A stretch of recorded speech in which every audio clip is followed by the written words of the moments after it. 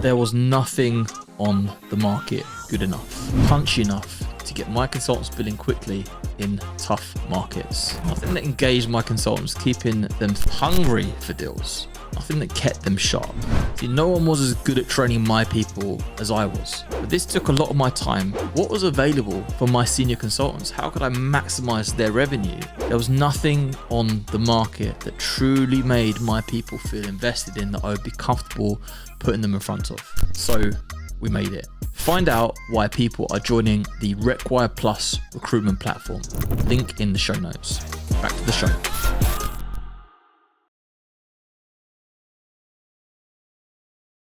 All right, welcome to the Recruiter Startup Podcast. I'm joined today by the housewife's favorite, Justin McGuire from MCG Talent. What's happening today? Hey, how you doing? Good to be here again. Third time lucky this one. Yeah, you're aging like a fine wine. What's your secret? A bit of sun, not too much stress, and a wife who sold her technology company to the Access Group. That helped as well. Unbelievable. Yeah. She sold it to Access Group, did she? Yeah, she sold Diversity. They plugged it into Volcanic and Vincherry. Nice. Just before Donald Trump ruined the diversity and inclusion marketplace. That is true. That is true. That is true. The window for these things, right? Oh, big time. Donald shut down that. I saw a video of him there now, and he was on Air Force One, and he was flying over the Gulf of America. They announced everything's just a big troll, eh? It's just bizarre. You just have to switch off to it. The nice thing about living in Dubai, right, is that you don't really get this news sort of fed to you at all. You just like the way I get news here is my mum's WhatsApps. Can you believe this is going on? Can you believe that's going on? Other than that, you wouldn't know. You wouldn't know out here. I kind of like that naivety, I think, is serves you pretty well and keeps you happier out here. Speaking of Musk and Trump and all of that, you saw the Doge thing where he's going in and doing efficiencies into the different departments in America. Yeah, I did. What if we were to do that for the recruitment world? What would be the first bit of spend that you would cut? Well, I did that for my own business, and that's when I took out all the 360 recruiters, because that was the most inefficient thing I had. Was it? Yeah. Yeah. The classic case of the few paying for the many there. It was, we had at one point I've had up to 50 people, and it just wasn't working. So I took the business into a layered model, like the model they have in the US, the layered model. So I put all delivery offshore. I put a client management team in, separate BD function, and then beefed up my marketing operation. That is the US dream. But I don't know if it's exclusively the right way. Like 360 can work if you've got a good, solid management structure there on, like, it's all down to that billing manager to really get that going. I think it can be tricky to get right. I always thought Robert Walters did it quite well when I was there, but we were drilled within an inch of our life. Probably harder to do that to people today. It's hard to do that to people. And of course, I've had a business coming to its 15th year. I've had my business, right? And I've had it in Dubai, Hong Kong, Singapore, and Riyadh. They're very different markets. And I think what works over in other regions doesn't really work so well here. And what I found the other thing I was doing, I was creating this conveyor belt of competitors, right? They were working for us. And then the barriers to entry, like in Dubai, it's so easy to set up a business now that I was creating, like, most of my competitors that I've got in Dubai that have come from, the academy that they trained in with me, which is, fair play to them. And they're all doing pretty well. But, I had to sort of look at how the brand could work better for the individuals as well. You paid me to get you them, and then you trained them. And competitors. Absolute stitch up. If I find out you got a candle on them, then I'll be pissed off. Very good. What are the other big spends? I had job boards seem to be the biggest, one of the biggest ones, but the one that'll send you under if you're growing too fast has to be LinkedIn recruiter licenses. I mean, you might recall when we first spoke, I was part of a global, I was in a global relationship with another couple of businesses, right? And the LinkedIn account was run through Dubai because we got it at the best rate because it was in the emerging market rate. So it had my signature on it. And when we dismantled that global agreement for various reasons, it ended up that LinkedIn did not allow us to change it at all. I ended up keeping all the seats, and they made me stick to the contract. Even though we went to them, we said, look, we want to change this. We don't want to lose you.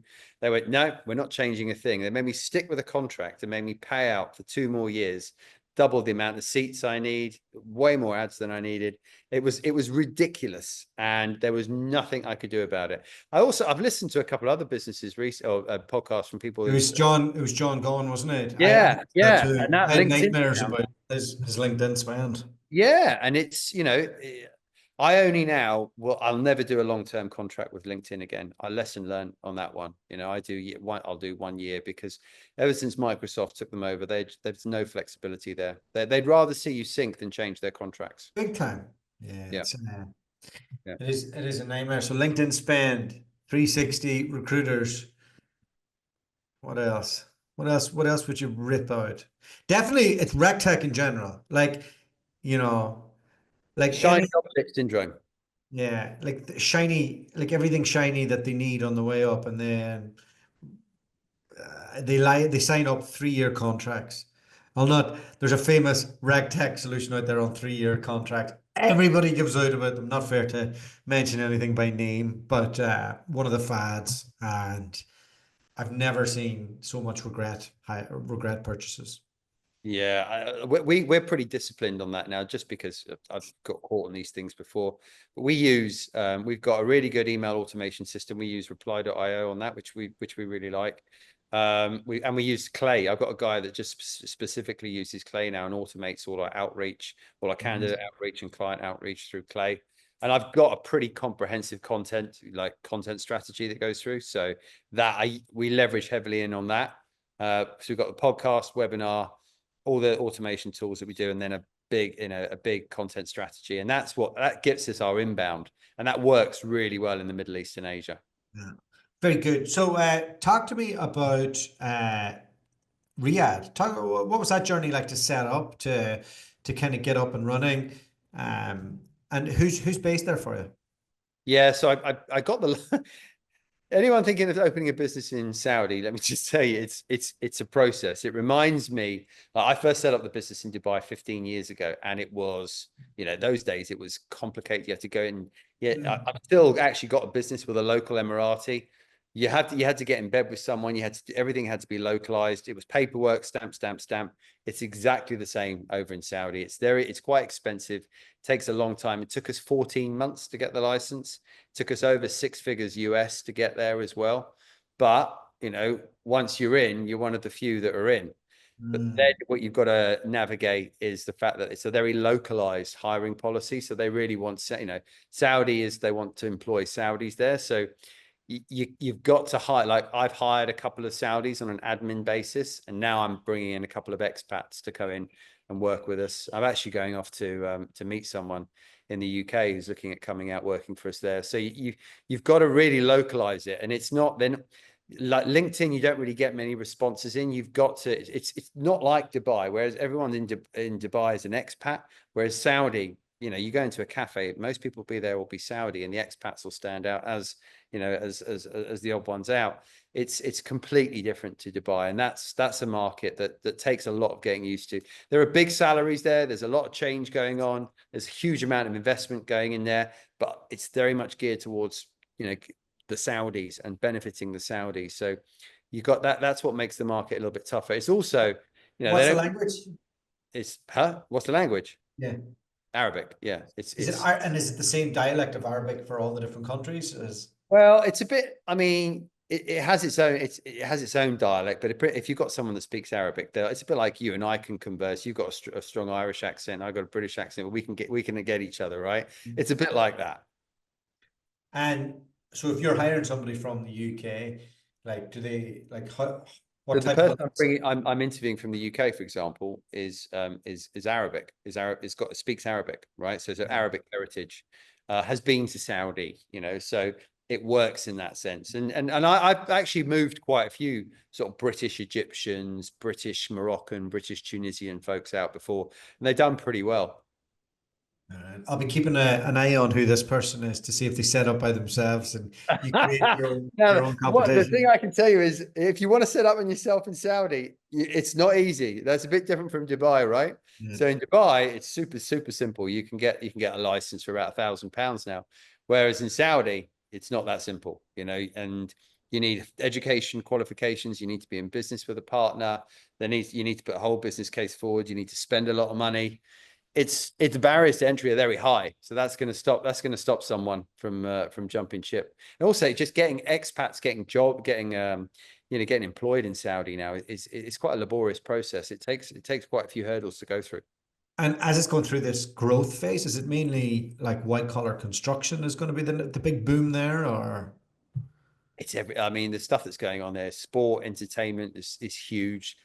Tourism is probably the real big one outside of oil. Tourism. Yeah. I mean, Saudi's gone from, 5-6 years ago, you couldn't even go on holiday there, to now got ambitious targets to meet, say, what Dubai are doing, and they're building resorts and the equivalent of the Maldives.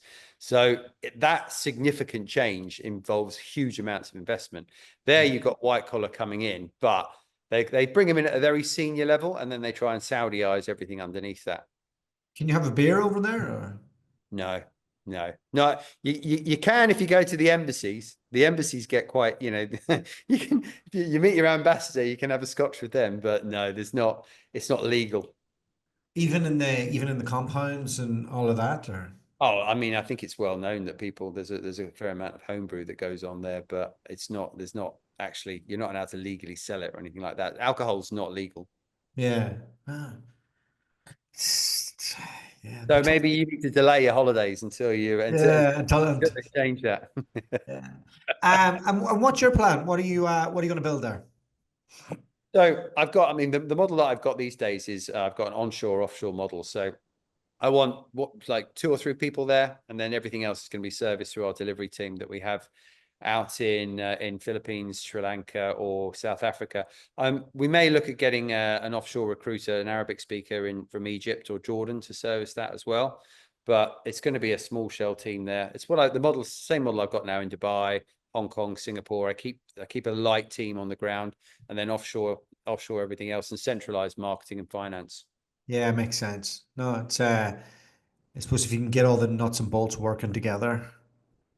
Oh, mate, it's just, I've had the big lumpy onshore business before, and I just think the way the market is now, the cost of recruiters in Dubai, I worked it out from when I started, it's gone up 40%, but no one's paying you anymore, right? So you can't just keep running the same engine and expect it to go the same. It doesn't work like that. So I've looked at stripping back costs as much as possible in that sense.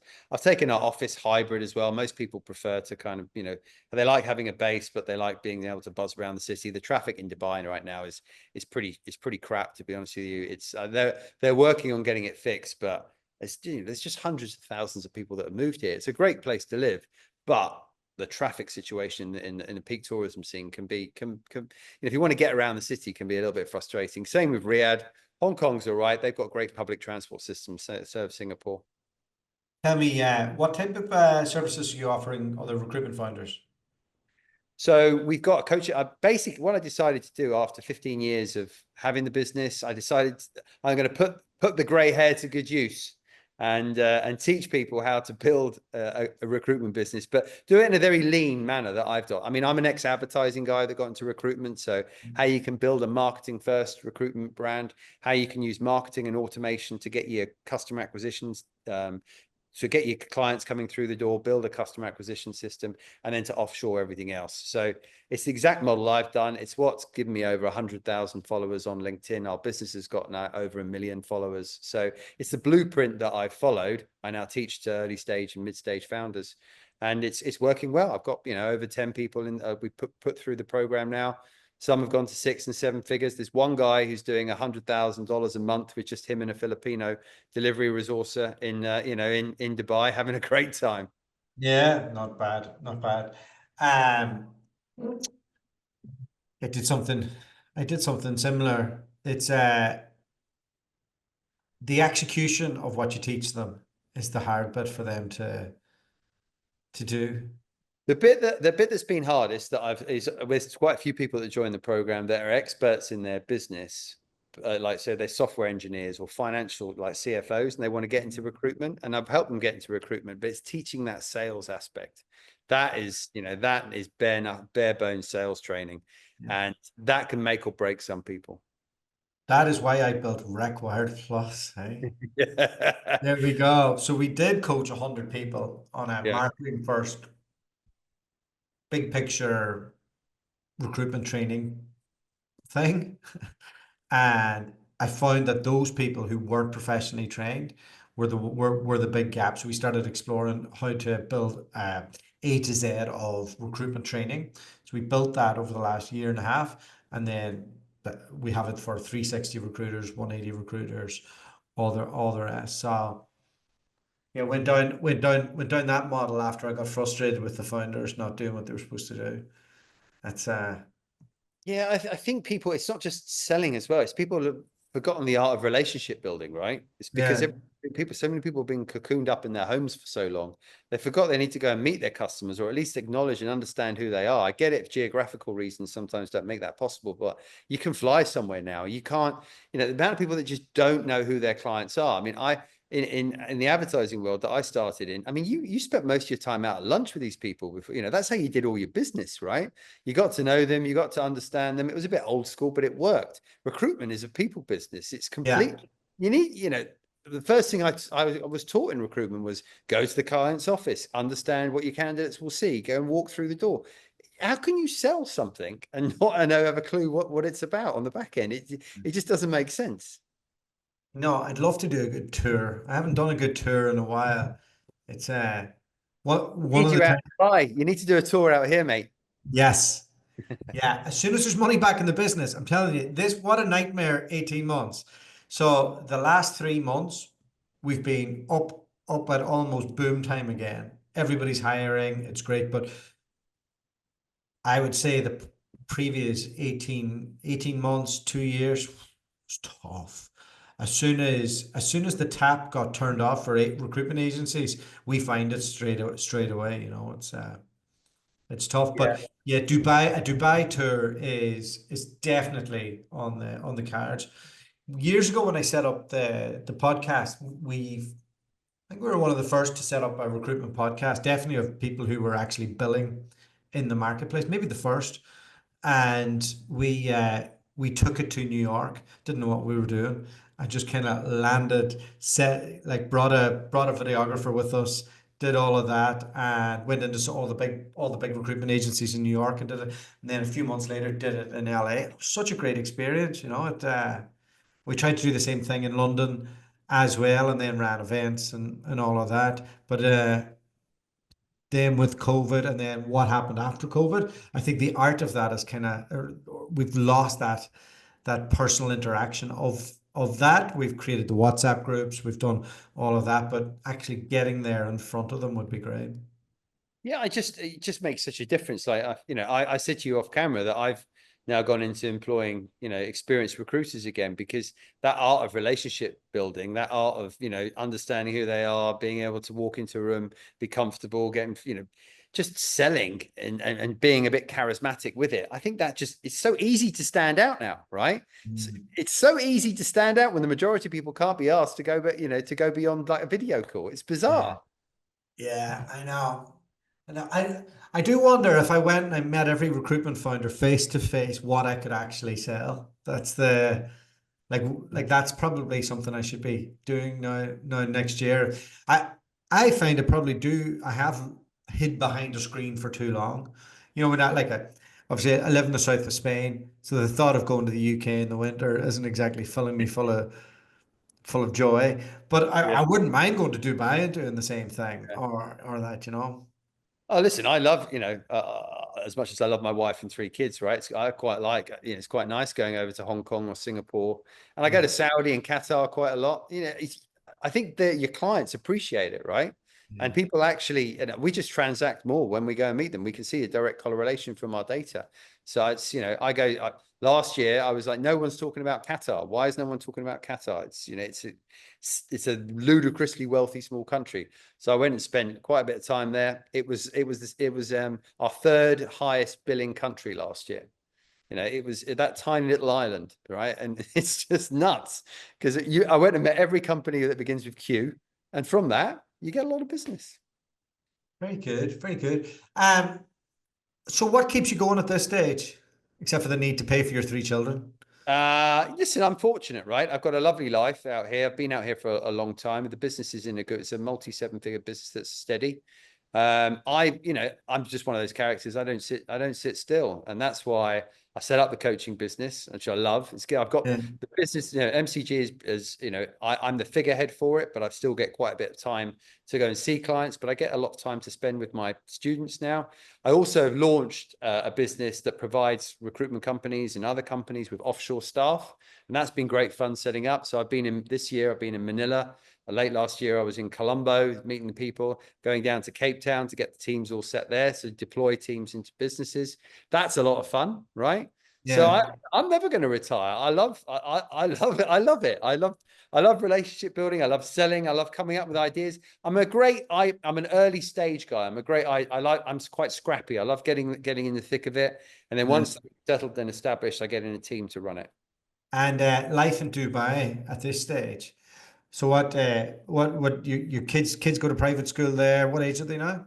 Yeah, they're 10, 8, and 6. So they're in the Royal Grammar School, Guildford, Dubai, which is cool. Yeah, my son, he made friends with a girl and when I went to she came round to play at our house and his dad came to pick him up, and it was John Obi Mikel. So you've even got quite a few football players moving out here now and go to the same school as my son.